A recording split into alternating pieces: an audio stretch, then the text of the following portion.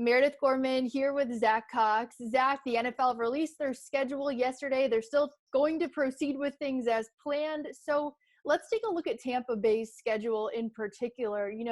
Adding Tom Brady, the Tom Brady effect and the Gronk effect really is reflected in the schedule. It seems clear that all the attention is kind of turning to Tampa Bay right now with 5 primetime games this coming season. I think it's so funny. This really shows the effect that Tom Brady has in the league. It really does. I mean, Tampa Bay is a team that you would basically never see in primetime outside of an occasional Thursday night game. And now, as you mentioned, they're one of the kind of premier teams on this NFL schedule. And that is just what happens when you add a guy like Tom Brady, you add a guy like Rob Gronkowski. The intrigue around the Buccaneers this season is going to be higher than it's probably been in their entire history of their franchise. Now, will all of this attention on the Bucs take away from the interest in New England, or do you expect there to still be a high level of interest? People want to know, well, what's next for the Patriots? I think there will still be a high level of interest. I think the Patriots and the Bucs are probably the two most fascinating teams in the NFL this year, because from a Tampa Bay perspective, you want to see how Tom Brady performs without the kind of Patriots atmosphere around him, without Bill Belichick. And then on the other side, you want to see how the Patriots do without Tom Brady. I mean, both of these parties are really kind of entering uncharted waters here. And it's going to be really fascinating to see how both of them proceed. I think the people who are going to try to draw some grand conclusions about whether this was the Patriots dynasty was more of a Brady thing or a Belichick thing based on this one season, I think that's misguided. But it is going to be very fascinating to see how both of them fare now that they are no longer connected. Looking at the actual matchups, the ones that stick out to me on the Bucs schedule, let's go through and pick a couple games. But I think them kicking off the season against Drew Brees and the Saints in New Orleans will definitely be a good game. I can imagine the ratings that game is going to draw. But that being said, a matchup between two great quarterbacks, but Brady has a losing record against Drew Brees. How do you think that game will turn out? Yeah, that'll be very interesting, especially because you've got to imagine there's going to be a severely shortened kind of off-season program. And Tom Brady is a quarterback who notoriously needs to have guys be on his same page.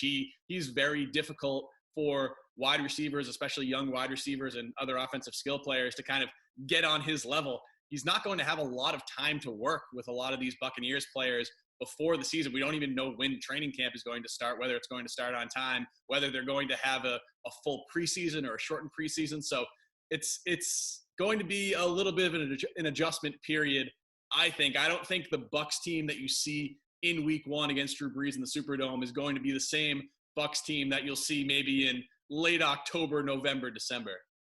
Sure. Well, looking ahead to the Panthers game on September 20th, interestingly enough, Brady and Gronk have never beat the Panthers when playing together.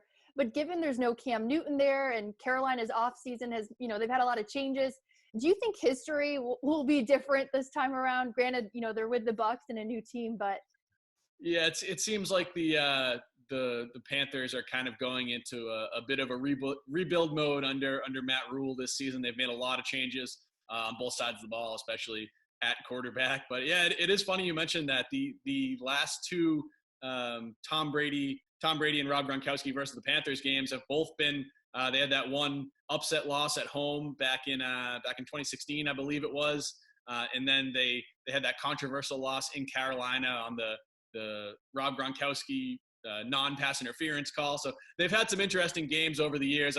I do think that the Carolina Panthers are probably going to be the weakest team in that NFC South. So yeah, I could definitely see that one favoring Tom Brady and the Bucs.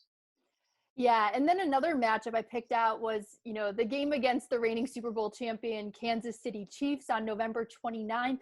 That, of course, will be a great game. Brady's the only quarterback with multiple wins against Patrick Mahomes. And if the Chiefs are as good as they look on paper right now, it'll be a good chance to see how the Bucs compare to a possible Super Bowl contender. What are your thoughts on that game? Absolutely, yeah. Tom Brady and Patrick Mahomes have played some wildly entertaining games over the last couple of years. This will probably be the last time they face off against one another, unless they meet in the Super Bowl in one of these next few years, which is very possible given the fact that the Chiefs are the defending Super Bowl champions. But no, that's going to be a fantastic game to watch. The Green Bay Packers Bucs game is also going to be a fascinating game to watch. The ones that I'm really picking out on this Buccaneers schedule are the marquee quarterback matchups. I want to see Tom Brady against Drew Brees. I want to see Tom Brady against Aaron Rodgers. I want to see Tom Brady against Patrick Mahomes, because Tom Brady's winding down his career. I mean, he's not going to be playing forever down in Tampa Bay. He's probably not going to be around for maybe 1-2 more seasons. There won't be many more opportunities to watch kind of two of the greats of the game go up against each other. So those are going to be extremely fun to watch. Definitely. It's going to be so interesting to see how things in the league shake out as a whole. You know, it'll be a very different season in a lot of ways.